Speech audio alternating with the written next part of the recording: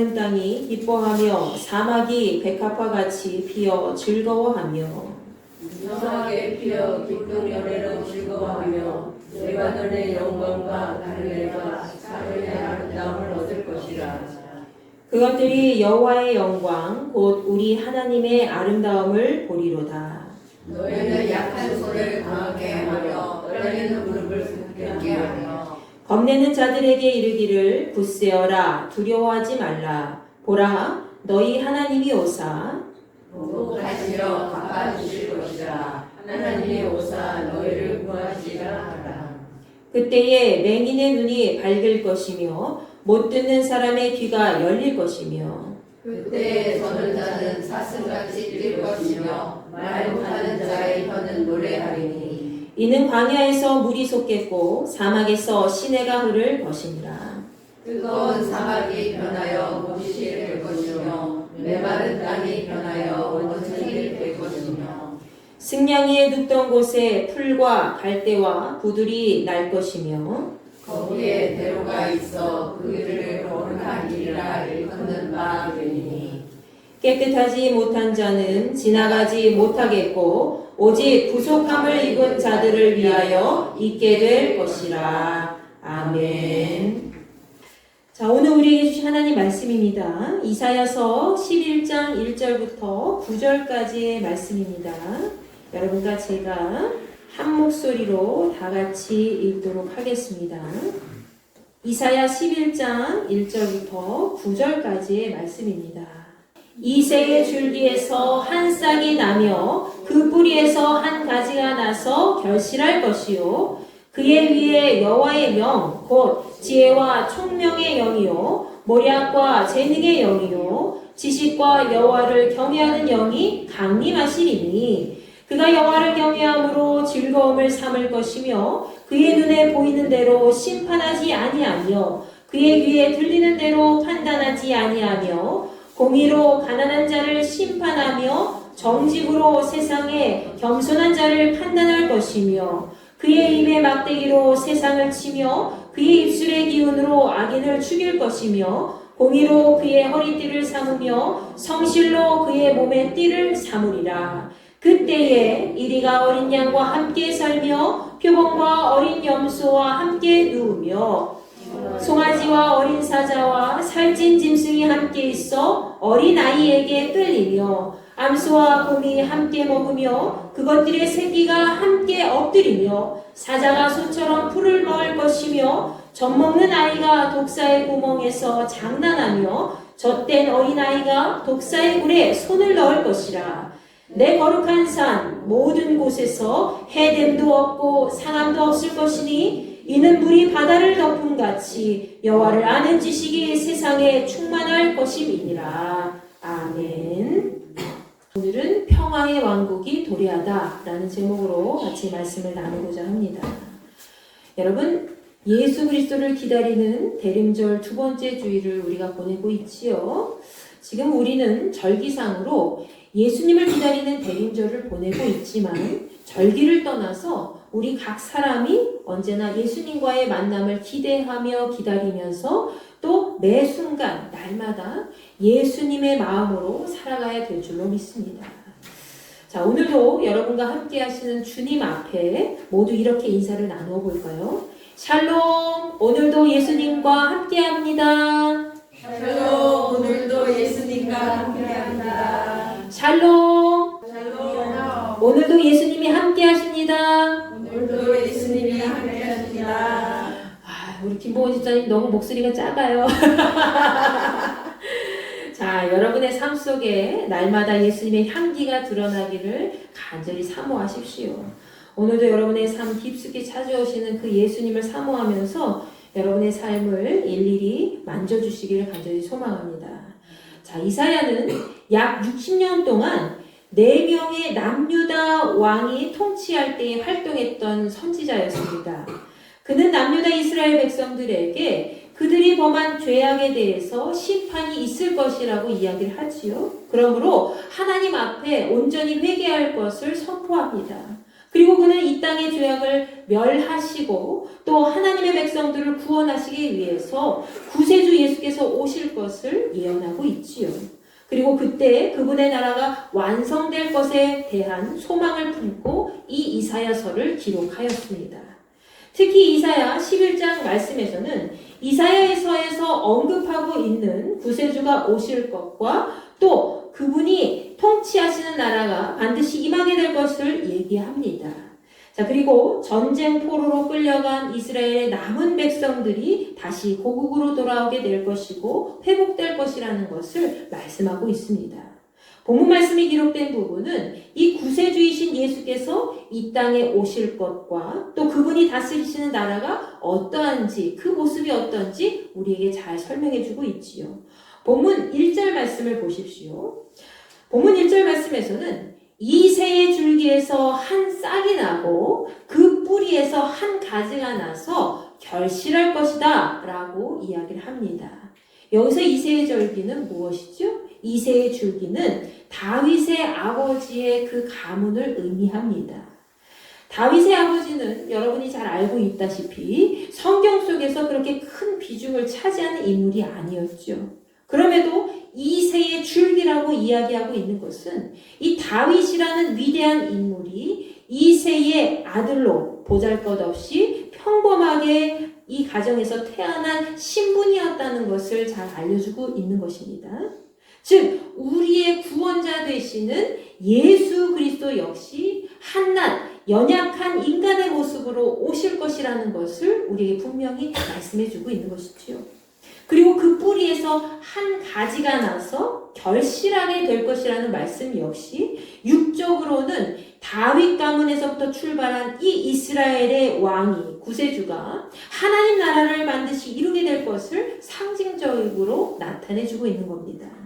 이어서 본문 말씀 2절부터 5절까지 등장하고 있는 부분은 그 구세주께서 어떤 분인지 우리에게 잘 알려주고 있습니다. 먼저 본문 2절 말씀을 살펴보시면 그분에게 여호와의 영이 강림하실 것이다 라고 말씀하고 있지요. 여호와의 영은 그에게 지혜와 총명과 분별력과 능력을 줄 것이고 이를 통해서 구세주께서 여호와 하나님을 알고 하나님을 경외하고 섬기게 될 것을 설명해 줍니다. 여호와의 영은 우리를 살리시는 영이신 줄 여러분 믿으시기 바랍니다. 죄악이 들어오기 전에 태초에 아담이 이 땅의 인류의 조상이 된 것은 바로 여호와 하나님께서 흙으로 사람을 지으시고 생기를 그 코에 불어 넣으셔서 살아있는 영이 되었기 때문입니다. 즉 하나님께서 사람의 코에 생명의 숨을 불어 넣으셔서 그 사람이 죽은 존재가 아니라 생명체가 된 것이라는 거지요. 하나님께서는 우리 모두에게 그분의 영을 불어넣어 주셨습니다. 믿으십니까? 여러분에게 하나님의 영이 있습니까? 아멘 하신 분만 있어요. 저 뒤에는 없는 것 같아요. 그죠? 여러분에게 하나님의 영이 있습니까? 아멘. 아멘. 그러나 우리는 죄악으로 말미암아 살아있는 영이 아니라 죽은 존재로 이 땅에 거하게 된 것이지요. 그렇게 하나님의 생명체가 아닌 세상의 죽은 존재로 영원히 멸망할 수밖에 없는 우리를 위해서 다시 하나님의 사람으로 살아갈 수 있도록 인도하신 분이 바로 예수 그리스도이십니다.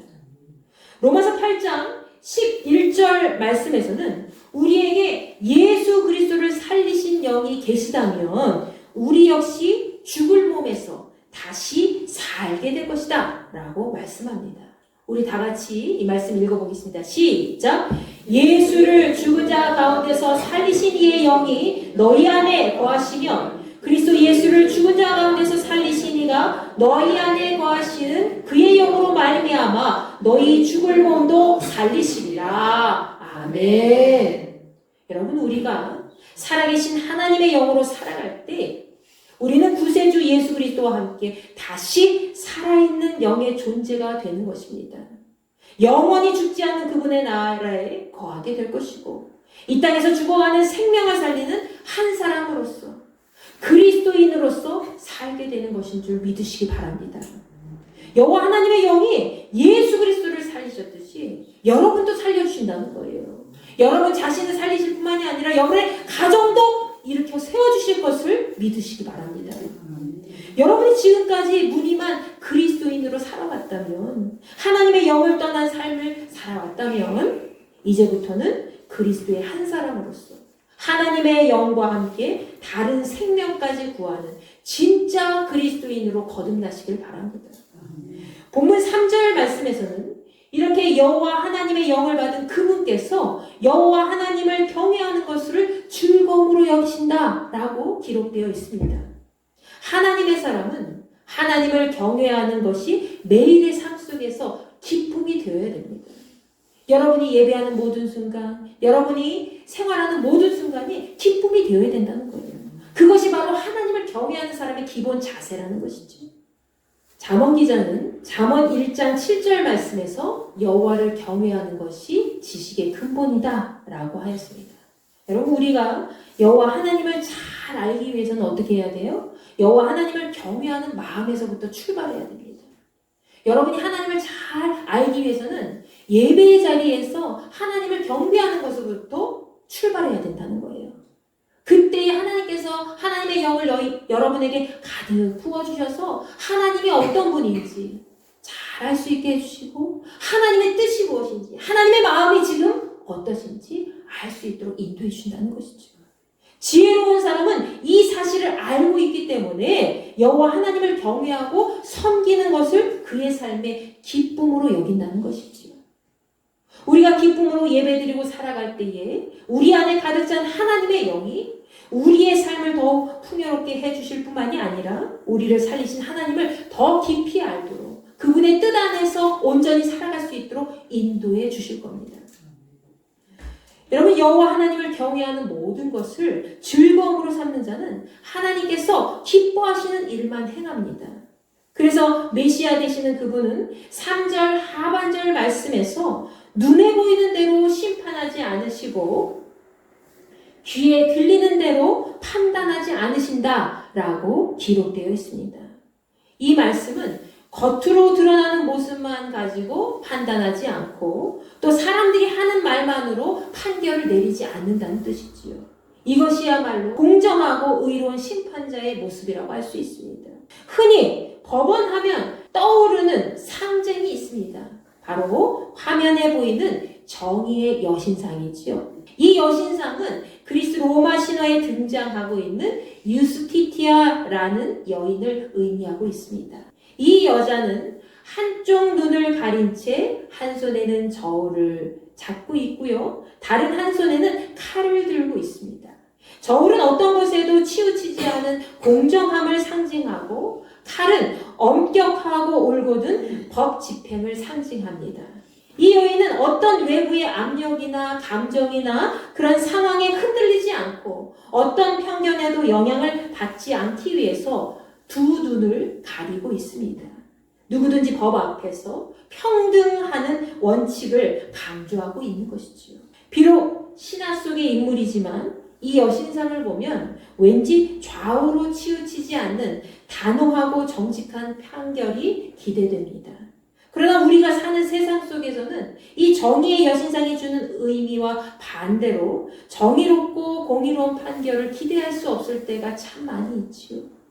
겉으로 보기에 세상에서는 마치 권세와 능력, 부와 명예가 있는 그런 사람들이 살기에 적합한 환경인 것처럼 보입니다.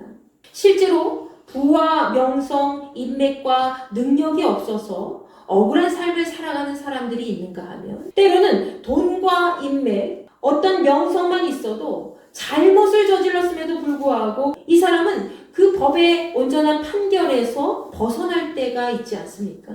참 안타까운 현실이 아닐 수 없습니다. 그렇지만 살아계신 하나님께서, 살아계신 주께서 우리와 함께 하시는 한 우리는 현실에서 가진 것과 보여줄 것이 하나도 없어도 하나님의 공의와 정의 속에서 승리하게 될 줄로 여러분 믿으시기 바랍니다.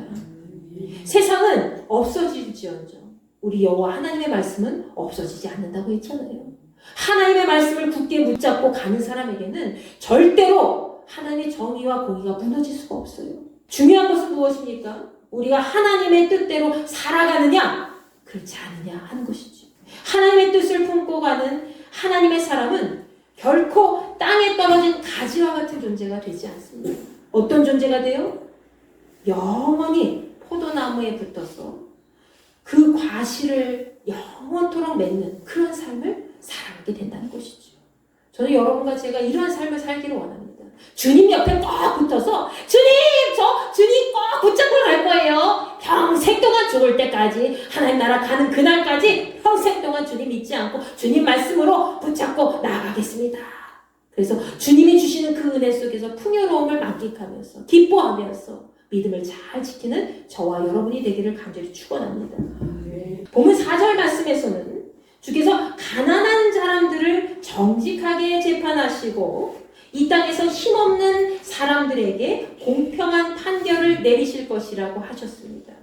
그분은 입의 막대기로 세상을 통치하시고 악한 자들을 입김으로 멸하실 것이라 하였죠. 세상에서 멸시받고 천대받는 자들까지도 법 앞에서 공정한 재판을 받도록 하시고 이 땅에서 가장 비천한 자리에 있는 힘없는 자들까지 억울함을 당하지 않도록 가장 공평한 판결을 내리신다는 겁니다. 그리고 세상에서 자기밖에 모르는 다른 사람들을 위할 줄도 모르고 다른 사람들을 멸시하는 그런 악인들에 대해서는 그분의 입김 곧 그분의 말씀으로 다스실 것이라 말씀하고 있습니다. 아멘. 5절 말씀에서는 공의로 허리띠를 삼고 성실로 몸의 띠를 삼을 것이다 라고 하였죠. 이 말씀은 주께서 정의와 성실을 허리띠처럼 두르실 것이다 라고 하신 겁니다. 정의는 무엇입니까, 여러분? 정의는 우리가 세상을 살아가면서 법적 기준을 가지고 당연히 지켜야 할 인간의 도리를 의미합니다. 그렇다면 공의는 무엇일까요? 공의는 정의보다 조금 더 윗단계라고 할 수가 있습니다. 어떤 것인가요? 하나님과의 관계 속에서 하나님의 성품을 드러내는 진실함과 의로운 모습을 표현하는, 실현하는 단계인 것이죠. 그것이 바로 공의인 것입니다. 즉 우리는 정의를 통해서 세상 속에서 어떠한 환경과 상황에 치우치지 아니하고 소외당하고 억압당하는 그런 약자를 공정하게 대하고 하나님과 사람의 모든 관계 속에서 하나님의 뜻과 그분의 성품을 반영하는 공의를 실행해 나갈 수 있어야 됩니다. 그것이 이 땅에서 정의로운 사회를 구현하고 하나님의 공의로운 나라를 세워가는 길이 될 겁니다. 자, 화면을 보시면 한 사람이 등장하지요. 미국 로드 아일랜드주의 지방법원 판사로 유명한 한 사람이 있었습니다. 자, 그는 프랭크 카프리오 판사로 올해 8월에 췌장암으로 투병하다가 88세의 나이로 세상을 떠났지요. 그러나 그의 성품과 명성은 미국에서 가장 친절한 판사로 불리면서 아직까지도 세상에 큰 감동을 주고 있습니다. 그는 어릴 때 아주 빈곤한 이민자 가정의 둘째 아들로 태어났습니다. 온수도 나오지 않는 그런 허름한 아파트에 살면서 여러 가지 아르바이트 일을 하면서 이 환경이 어려운 그런 사람들을 돕고자 하는 마음을 품고 자라왔습니다. 그는 그렇게 선한 마음을 갖고 열심히 공부했죠. 그리고 나온 다음에 정말 자신이 바라던 대로 자신이 마음에 품은 그 뜻대로 판사가 되었습니다. 그가 판사가 된 이후에는 지역사회에서 온갖 교통법규를 위반하고 지역의 경범죄로 인해서 법정에 선 사람들에 대해서 법조인으로 만나게 됩니다. 이 법조인으로서 그는 피고인으로 만난 그 사람들을 따뜻하고 존엄하게 대하면서 법의 정의 앞에서 선의를 충분히 베푼 재판을 지속적으로 실행해 나갔습니다. 어느 날은 교통법규를 위반한 아빠가 이 피고인의 법정에 서게 됐지요. 이 아빠가 유죄인지 무죄인지 피고인의 아들에게 물어본 일이 있었습니다. 너희 아빠가 교통법규를 위반했어. 이 아빠는 잘못을 했니 안 했니? 라고 얘기를 한 거지요. 그때 그 아들은 정의롭게 자기 아빠가 잘못을 한 사람이라고, 자기 아빠가 교통법규를 위반했으니 죄가 있고 잘못을 했다고 정직하게 대답을 했습니다. 그때에 이 정직한 아들을 향해서 이 판사는 칭찬을 아끼지 않았고요. 이 아들을 둔 아빠의 교통법규 위반 사항을 사면해 주게 됩니다. 또 어떤 경우에는 2017년 1월에 있었던 사건이었는데요. 주차 위반으로 기소된 한 여성의 재판이 있었습니다. 자, 이 일화는 카프리오 판사의 재판 사건 중에서 많은 사람들이 기억하고 있는 유명한 사건 중에 하나지요. 그때 이 카프리오 판사는 재판을 했던 피고인 여성을 보게 되었는데, 이 피고인 여성은 6살 딸과 함께 법원에 출석하게 되었습니다. 이 카프리오 판사는 피고인의 6살짜리 딸을 판사석에 부른 뒤에 이렇게 물어보지요. 이제부터는 네가 판사다. 공정하고 정직하게 재판을 해야 돼. 너희 엄마는 주차 위반으로 적발이 됐단다. 벌금으로 얼마를 내라고 해야 할까?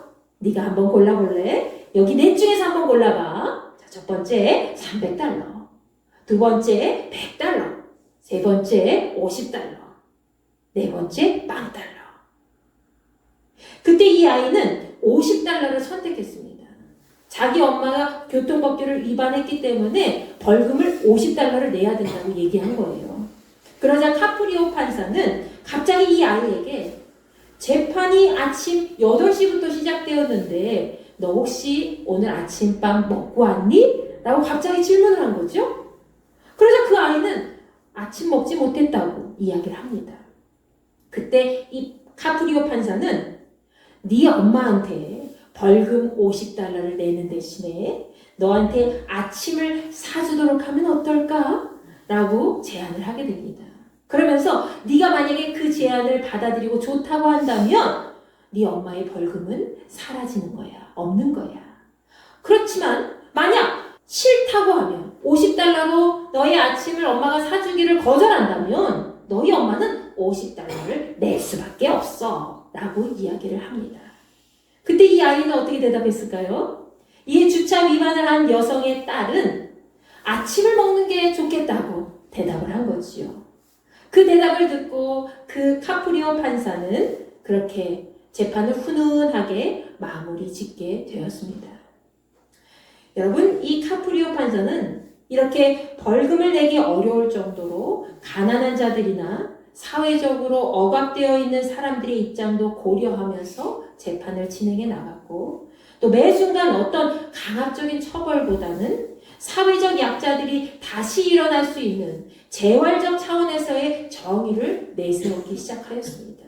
그러면서 억압적이지 않은 그런 사회 속에서도 얼마든지 정의를 구현할 수 있는 모습을 직접 보여주게 된 거지요.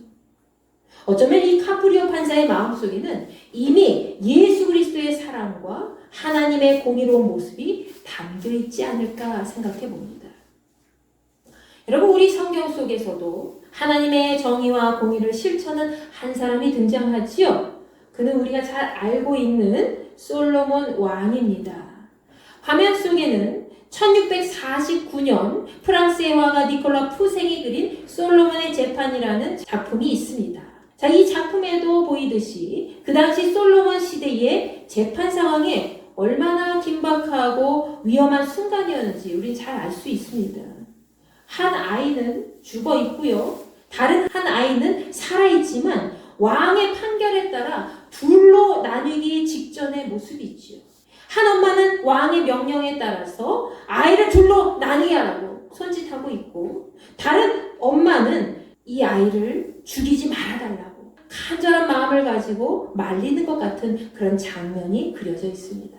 결국 이 솔로몬 왕은 아기의 목숨을 살게 하고 다른 여자에게 그 아이를 주라고 말한 그 여자가 진짜 아기의 엄마라고 판결을 내리게 되었죠.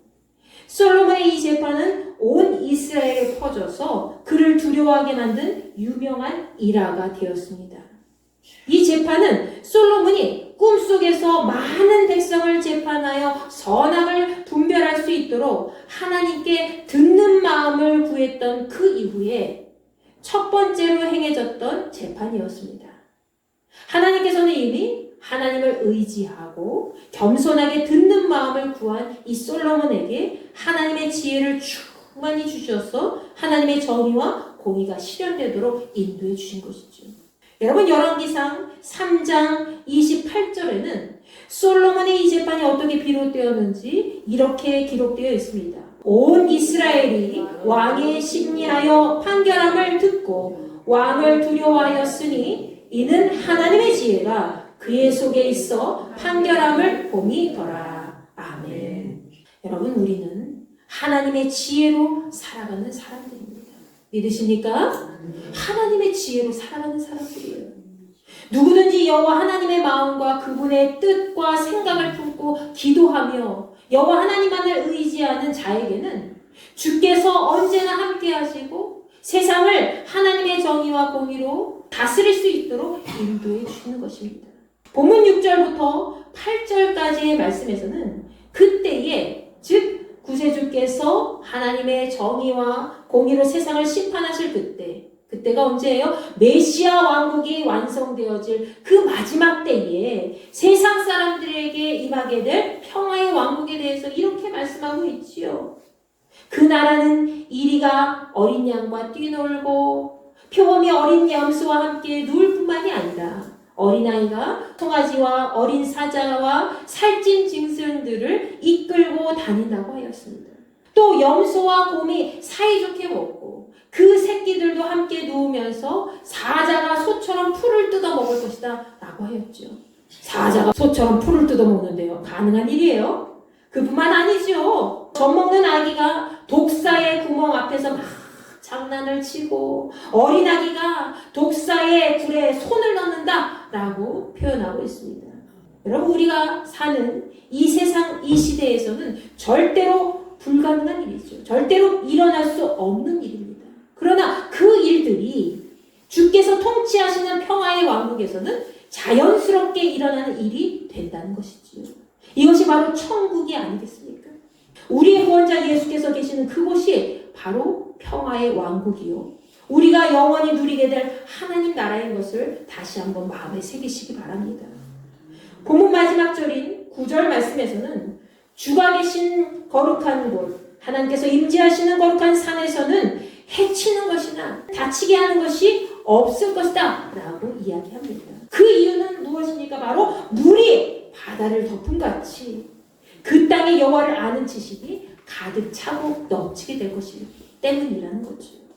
어디든지 우리가 예배하는 곳에는 하나님의 영이 임하는 곳입니다. 그리고 그것은 우리 그리스도인들이 여호와 하나님을 경외하는 곳이 된다는 겁니다. 그렇기 때문에 그곳에 거하는 자들은 하나님의 뜻을 알고 하나님의 마음으로 세상을 가득 채우게 될 겁니다. 이사야 61장 말씀에서는 여호와의 영을 받은 메시아의 구속 사역과 그에 따라 이루게 될 구원의 아름다운 소식에 대해서 전하고 있습니다. 우리 이사야 61장 1절부터 8절까지 다 같이 한번 읽어보겠습니다. 시작! 주 여호와의 영이 내게 내리셨으니 이는 여호와께서 내게 기름을 부으사 가난한 자에게 아름다운 소식을 전하게 하려 하심이라. 나를 보내사 마음이 상한 자를 고치며 포로된 자에게 자유를, 갇힌 자에게 모임을 선포하며 여호와의 은혜의 해와 우리 하나님의 보복의 날을 선포하여 모든 슬픈 자를 위로하되 무릇 시온에서 슬퍼하는 자에게 평안을 주어 그 죄를 대신하며 기쁨의 기름으로 그 슬픔을 대신하며 찬송의 옷으로 그 근심을 대신하시고 그들의 의의 나무 곧 여호와께서 심으신 그 영광을 나타낼 자라 일컬음을 받게 하려 하심이라. 아멘. 여러분, 하나님께서는 우리 모두에게 이 땅을 구원의 길로 인도할 그리스도인으로 기름 부어주셨음을 믿으시기 바랍니다. 여러분 한 사람 한 사람을 다 기름 부어주셨다는 거예요. 아직도 하나님 나라에 오지 못하는, 하나님 나라를 모르고 하나님의 뜻을 모르고 하나님을 외면하고 있는 그 모든 자녀들에게 여러분이 직접 하나님의 뜻을 전할 수 있도록 하나님의 말씀의 도구가 되어서 사용되어질 수 있도록 기름 부어주셨다는 겁니다. 평화보다는 전쟁의 두려움이 앞서고 정의와 공의가 상실된 이 시대 속에서 주께서 다시 오실 구원의 때를 선포하게 하신 줄 믿으시기 바랍니다. 여러분이 그런 도구라는 거예요. 그때에 주께서는 우리를 통하여 마음이 상한 자를 고쳐주시고 포로된 자를 자유하게 해주시고 억압되어 있는 모든 자를 노임받도록 인도해 주실 겁니다. 하나님께서는 평화의 때가 오기 전에 그분의 영원한 나라가 임하기 전에 이 땅에서 그분의 영광을 나타낼 자를 지금도 계속 찾고 계십니다. 누가 나의 평화의 나라가 올 때에 나의 나라를 위해서 나를 위해서 사용되어질 수가 있을까? 하나님께서 이렇게 기다리고 찾고 계시다는 사실을 마음으로 새기시기 바랍니다. 그 사람이 여러분 한 사람 한 사람이 되시기를 간절히 축원합니다. 북이스라엘 여로보암 2세 시대에 북이스라엘에서 활동한 드고아의 목자 아모스 선지자가 있었습니다. 하나님께서는 평범한 목자로 양을 키우며 살던 그에게 임하셔서 하나님의 선지자로 하나님의 말씀을 선포할 것을 명령하셨죠.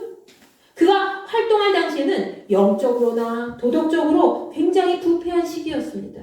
그래서 하나님께서는 아모스를 통해서 북이스라엘 백성이 심판받을 것을 전하시고 그들이 회개해서 하나님 앞에 돌아올 것을 간절히 바라셨습니다.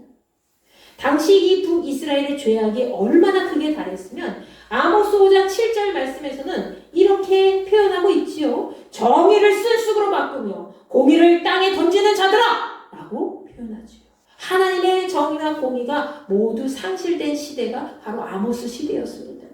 또 아모스 5장 12절 말씀에서는 이스라엘 백성들의 허물이 많고 죄악이 무겁다고 표현하고 있지요. 그들은 의인을 학대하며 뇌물을 받고 성문에서 가난한 자를 억울하게 하는 자라고 기록되어 있습니다. 악이 그들의 삶을 잠식하여서 그들에게는 이미 하나님의 정의와 공의가 사라진 지 오래된 것이지요. 이러한 악한 세상 속에서 하나님께서는 그들에게 이러한 벌을 내리실 것이다 라고 말씀해 주셨습니다. 아모스 5장 11절 말씀입니다. 너희가 힘없는 자를 밟고 그에게서 미래 부당한 세를 거두었은즉 너희가 비록 다듬은 돌로 집을 건축하였으나 거기 거주하지 못할 것이요 아름다운 포도원을 가꾸었으나 그 포도주를 마시지 못하리라. 그들이 아무리 애를 써서 튼튼한 집을 건축했어도 그곳에 거주하지 못할 것이고 그들이 아무리 열심히 노력해서 자기의 일터를 잘 마련해도 그 일터에서 나는 결심해준 모든 것들을 얻지 못하게 될 것이다 라고 말씀하신 거예요. 여러분 우리가 세상 속에서 하나님 없이 얼마나 잘 살 수 있습니까? 우리가 세상 속에서 하나님 없이 잘 살 수가 없어요. 그것은 불가능한 일입니다. 겉으로 보기에는 아무 걱정 없이 사는 것처럼 보일지 모르겠지만 그것은 한순간에 불과하다는 거죠. 지금 내가 살아가는 모든 노력이 물거품이 된다고 생각해 보십시오. 내가 내 힘으로 모든 것을 이룬다고 했어도 온전한 나의 것이 되지 못하고 결실하지 못한다고 생각하면 무슨 의미가 있겠습니까? 하나님 없이는 우리가 살아가는 모든 것이 헛될 뿐인 것입니다. 이스라엘 백성들이 완악함 때문에 하나님께서는 드고의 평범한 목자 이 아모스를 불러주셨습니다. 그의 거짓 없는 정직한 입술과 하나님의 의를 따르는 순수한 믿음을 통해서 하나님을 외면한 이스라엘 백성들이 다시 하나님의 선으로 살아가도록 정의를 세우면서 나아가도록 하기 위한 하나님의 뜻이었다는 거죠. 하나님께서는 아모스 5장 14절과 15절 말씀에서 악한 이스라엘 백성들을 향해 이렇게 말씀해 주십니다. 너희는 살려면 선을 구하고 악을 구하지 말지어다. 만군의 하나님 여호와께서 너희의 말과 같이 너희와 함께 하시리라. 너희는 악을 미워하고 선을 사랑하며 성문에서 정의를 세울지어다. 만군의 하나님 여호와께서 혹시 요셉의 남은 자를 불쌍히 여기시리라. 여러분의 인생에서 여호와 하나님을 다시 찾고 만나시기 바랍니다. 아멘. 지금까지 살면서 범한 주홍 같은 그런 붉은 죄가 있다면 지금 이 순간부터 하나님 앞에 고백하십시오. 온전히 회개하십시오. 그리고 삶 속에서 다시 여호와의 선을 이루시기 바랍니다. 온전한 회개의 삶은 하나님의 선을 이루게 하고 이 땅 가운데 하나님의 정의와 공의를 세우게 합니다. 하나님께서는 이 아모스 선지자를 통하여 오직 정의를 물같이 공의를 마르지 않는 강같이 흐르게 하라 라고 말씀하셨습니다. 이 땅에서 평화의 왕국을 이루기 위하여 우리는 먼저 하나님의 정의와 공의를 실현해야 될 줄로 믿습니다. 그것은 우리가 전심으로 회개하고 하나님께 돌아가는 그것에서부터 출발합니다. 우리에게 하나님 나라는 거저 주어진 것이 아니죠. 어떻게 주어졌어요? 하나님 나라.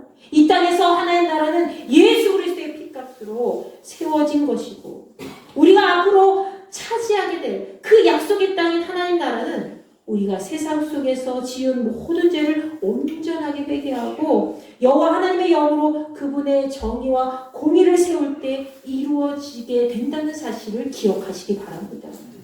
그리고 그때 우리는 본문 말씀에 등장하고 있듯이 앞으로 도래할 평화의 왕국을 기쁨으로 맞이하게 될 수 있습니다. 여러분, 오늘은 회개와 평화의 촛불이 켜졌습니다.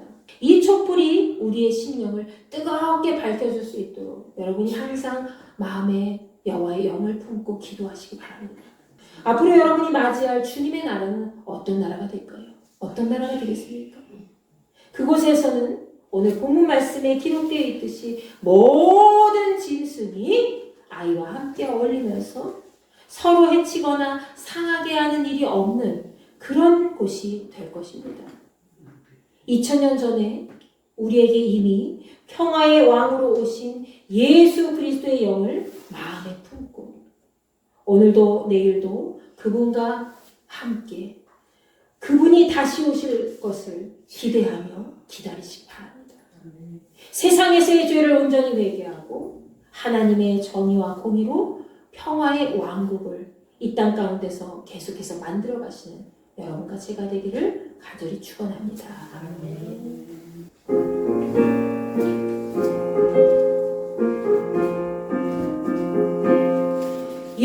예수님 오소서 임마누엘 우리 주 이곳에 오소서 기도 들어주소서 늘 오신 주께서 크신 일을 행하소 강구하는 우리의 기도를 들어주소서 예수님 오셔서 임마누엘 우리 주 보좌를 떠나서 사람 몸을 입었네 높은 자 낮추고 비천한 자 높였네 만민 위에 오셔서 사슴을 끊어주소서 예수님 오셔서 임마누엘 우리 주 죄악된 세상에 속죄주로 오셨네 줄인 자 먹이려 병든 자를 고쳐내 천하 만민 돌보소 빛의 길 가게 하소서 예수님 오소서 임마누엘 우리 주 죄악된 세상에 속죄주로 오셨네 줄인 자 먹이려 병든 자를 고쳐내 천하 만민 돌보소 빛의 길 가게 하소서.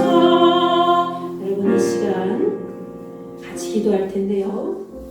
주께서 우리에게 평화의 왕으로 오셨는데 우리는 무엇을 기대하며 기다리며 살고 있습니까? 평화의 왕국이 다시 우리에게 도래할 그날까지 우리가 이 땅에서 하나님의 정의와 공의를 실행할 수 있는 참된 그리스도인으로 거듭나야 될 줄로 믿습니다. 우리의 삶 속에 아직도 붉은 죄가 우리의 삶을 옥죄이고 있다면 이제는 그 모든 죄악들을 하나님 앞에 낱낱이 고백하고 회개하고 이제 하나님의 뜻을 알고 하나님의 마음을 품고 주 예수 그리스도의 영과 함께 이 세상을 다스릴 준비를 하시기 바랍니다. 그 마음을 하나님께 오늘 달라고 간절히 통치하게 해달라고, 하나님의 정의와 공의를 실행할 수 있는 아버지 하나님의 귀한 한 사람이 될 수 있도록 인도하여 주시옵소서. 여러분 이 마음을 품고 주여 한번 외치시고 기도합니다. 주여! 이제는 우리 주 예수 그리스도의 은혜와 하나님의 무한하신 사랑과 성령님의 감화감동 역사 내주 교통하시니 평화의 나라가 다시 우리에게 오기 전까지 그 모든 삶 속에서 하나님의 영을 품고 하나님의 정의와 공의를 실행하기 원하는 우리 인도교회 모든 지체들과 이 주변에 있는 모든 그리스도인들에게 함께하여 주시기를 간절히 축원하옵나이다. 아멘.